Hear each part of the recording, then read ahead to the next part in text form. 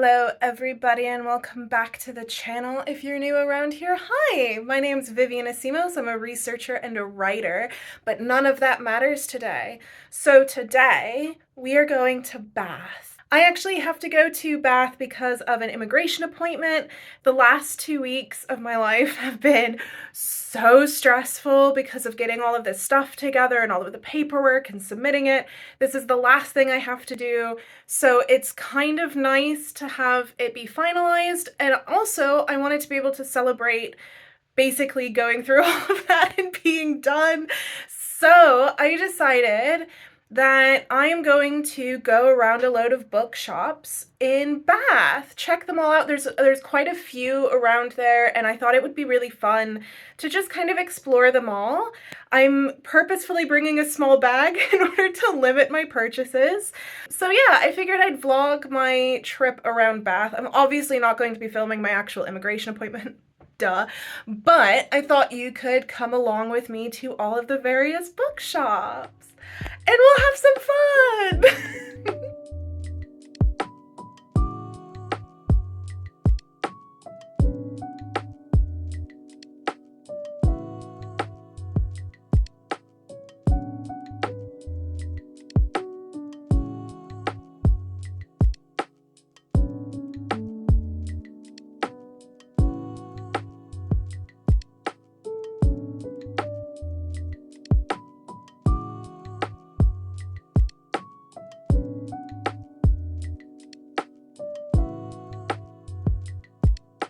Welcome to Bath, everyone. I actually used to come to Bath a lot more often than I do now.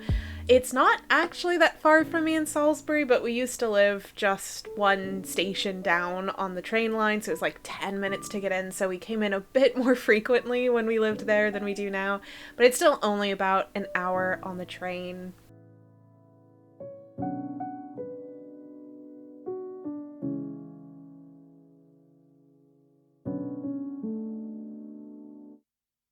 But our first port of call is Mr. Bes Emporium. This is a kind of well-known establishment in Bath. There's quite a lot of different options for different books. They had a foreign language section, though it wasn't as big as I was hoping for it to be because I've been on the hunt for books in Welsh. They do have little cozy spaces for you to come and sit in, and in fact when I was recording there were a couple of people in each of the spots, so I was trying not to record too many strangers in the video, but I did my best.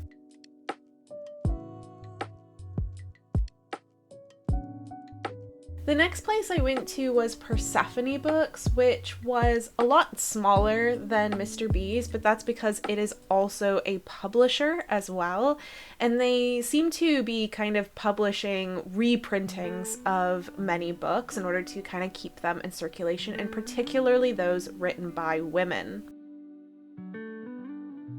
Bookshop number 3 is Waterstones. Waterstones is a chain of bookshops here in the UK, but I thought I'd swing by anyway because this one was really big. The one in Salisbury is not that massive, so there's not as much choice for different things. So it was really nice being able to explore different sections. Like they had all of the Rivers of London series pretty much, and look at this Agatha Christie collection. I mean, just any of them that you want. Any of them that you want.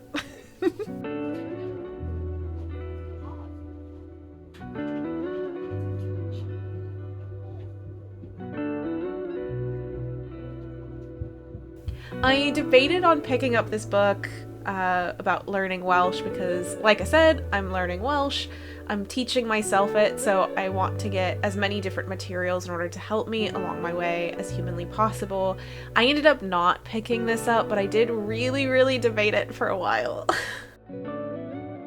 Next up, I went to Bath's Indoor Market, which is home to Scoobs Books, which is like a second-hand bookstore. So that was really nice to see rather than everything being new books. It's really tight and cramped, so I had a bit of a hard time filming because it was literally enough space for like one person to stand in. And they didn't have everything kind of laid out very clearly. Some of the sections seemed really small, but then you turn around and suddenly there were more books there. So it wasn't the most organized of collections. It seems like a great place to go and just scroll around and not pay too much attention to where it says things are, and more of just getting lost in piles of books. So next, I went to the bookshop everyone talks about when it comes to Bath, and that is Toppings. I had a feeling it was going to be really busy. It actually wasn't too bad today, but this is such a beautiful bookshop to walk into. It's just gorgeous. It's what you imagine a bookshop to be, with just completely floor to ceiling bookshelves, and they are so tall and they have those ladders everywhere for you to reach the higher shelves, and it's just really gorgeous.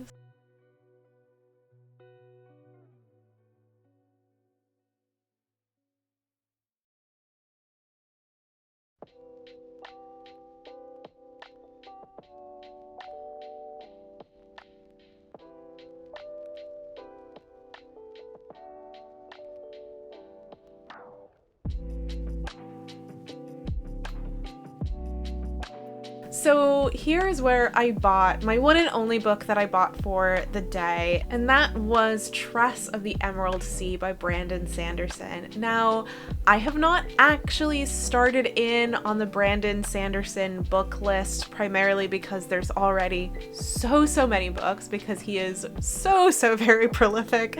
So I haven't really delved into it, but this one was described as a standalone, and so I thought, that's a good place to start. I can decide whether or not I want to become embroiled in the Brandon Sanderson saga based off of this one.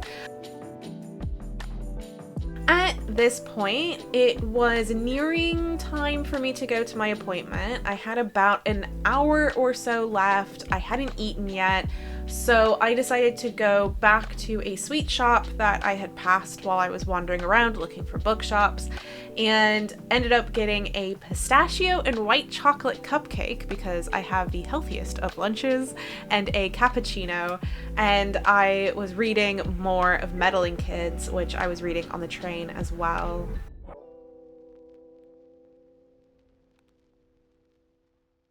So I went straight from that sweet shop to my appointment, and it went really fast. I showed up a tiny bit early because I always do, and I was in and out before my technical appointment time had even reached it. The appointment place was pretty close to the train station, and also pretty close to the train station was Oxfam Books. So again, secondhand, but I always like to go to different Oxfams in different areas because you get a really different selection of books. So I always like to have a little scroll around.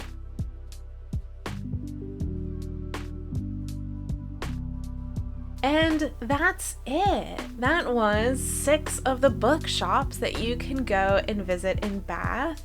Thank you for coming with me, making me a little less nervous about going to the appointment, but hey, it's all done now. It's finished. I can relax and I can enjoy some new lovely book reading. If you have read this Brandon Sanderson book, do not spoil, but let me know whether or not you found it any good, and I will see you in the next video. Bye!